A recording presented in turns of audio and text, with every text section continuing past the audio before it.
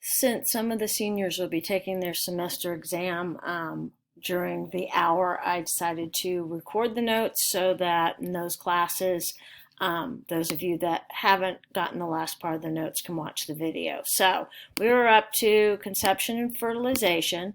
So we know that the male releases a sperm in a process called ejaculation. So it's both the sperm and the semen. It releases 300 to 500 million sperm. The egg has to be in the oviduct in order for it to be fertilized. Sperm to egg is not necessarily an easy task, and you saw that with the video. The sperm go in the wrong direction. There's two different paths. They can either go up one fallopian tube or the other, and only one actually contains the egg. The other thing is they're considered foreign invaders, so the female's white blood cells actually attack it. We talked about the fact that the female's body is acidic, which is part of the reason why semen has alkaline or basic solution in it to help prevent or to neutralize that area. And also, she's got cilia beading in there that create a current that they have to swim against. So once the egg is located, that enzyme at the top of the head of the sperm is used to dissolve that protective goo, and it usually takes more than one sperm actually working on the outside of the egg at the same time. Once one sperm enters into there, the others are locked out. So one gets through and enters the egg, there's an instant biochemical change, and it becomes a zygote. No more sperm are allowed in. So there is not an instance where you have an extra set of chromosomes in there. There's not like 69 or 92 chromosomes, excuse me, 60, my brain isn't working, but yeah, 69 or 92. Even if there were an instance where more than one set got into the embryo, it would die because it can't survive like that. So the zygote begins to develop, and it goes from a zygote to a ball of cells that's called a morula, and then it goes into a blastula, which is a hollow ball of cells. And I do believe, yeah, we've got a video that kind of, whoops, nope, it is not linked anymore. So we won't worry about that. I won't expect you to know those stages.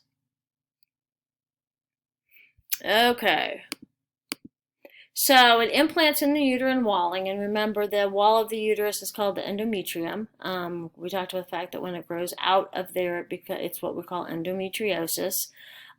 Once that outer lining, the embryo embeds in it, it becomes the placenta. We know that it uses the mother's nutrients and continues to develop. So there are villi around the chorionic villi that allow the exchange of food and waste and oxygen and carbon dioxide, although the blood of the mother and the fetus never do mix. So the amnion is the membrane that surrounds the baby, and that has the amniotic fluid.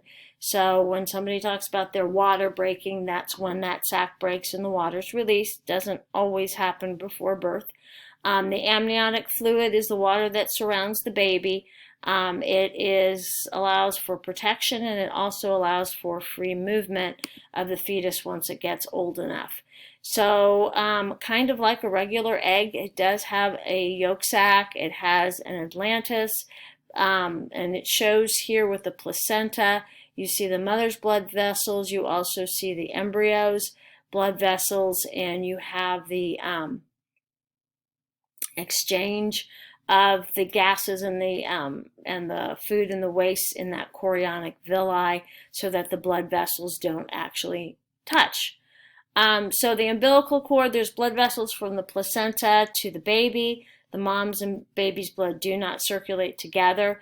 They can have two separate blood types, so you don't want their blood to come into contact, or the mother's body will actually begin to fight it like it's a foreign invader. And the nutrients and the waste move back and forth by the process of diffusion. So at 6 to 7 months, you can see there's the umbilical cord. The placental wall is attached to the actual uterus. You can see the umbilical blood vessels, and you can see the mother's blood vessels, and then that chorionic villi is where the two are next to each other, and that allows the diffusion of nutrients and wastes.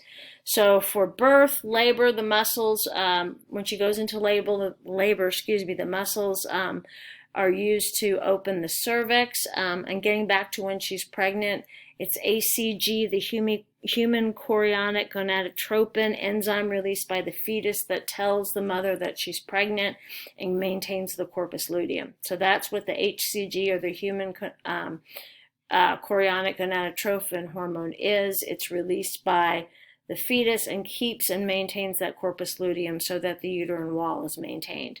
So once she goes into labor and the muscles start to open the cervix, the baby flips upside down, needs to be head first. If it's breech, a lot of times they'll do a C-section so that the baby doesn't get choked on the umbilical cord. After the baby is born, the mom delivers what's called the afterbirth, or the placenta, that detaches from the uterus. Breastfeeding, it's considered to be the most nutritious option for the baby. The milk changes as the baby grows. To be exact, colostrum, I believe, is the first. It's not actually milk, but it's the first liquid that is released, and it actually contains a lot of the mom's antibodies that give the baby immunity. So studies have shown there is a correlation between breastfeeding and higher intelligence in babies. Part of that could also be the connection with the adults. The bond is stronger when that occurs. When you have twins or multiple births, there are two different types. There's monozygotic and dizygotic. Monozygotic is from one egg. They're identical twins.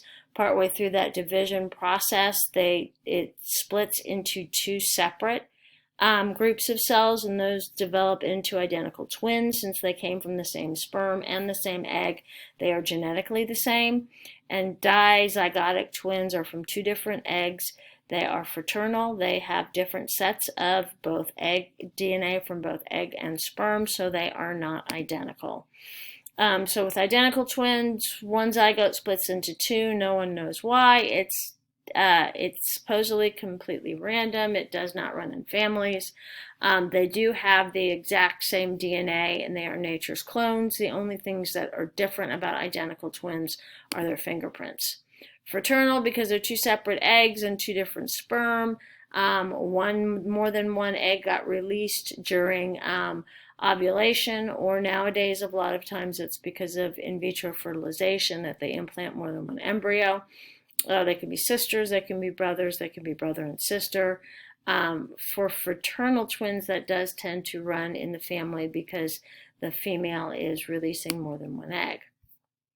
Cojoined twins used to be called Siamese twins. Identical twins that never completely physically separate during development. Sometimes they can be surgically separated, but it depends on what organs they're sharing. If they're sharing a lot of the same major internal organs that are in the thoracic cavity and the abdominal cavity, you have to kind of make a choice as to which one gets the heart, which one gets the organ. So sometimes they cannot be separated and still survive.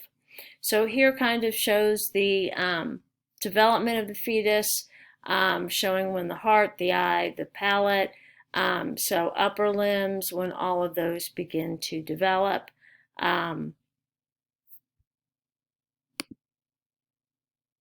Okay, and that is the last of the slides. So finish that second reproductive worksheet. Finish the second one and hand it in on Monday.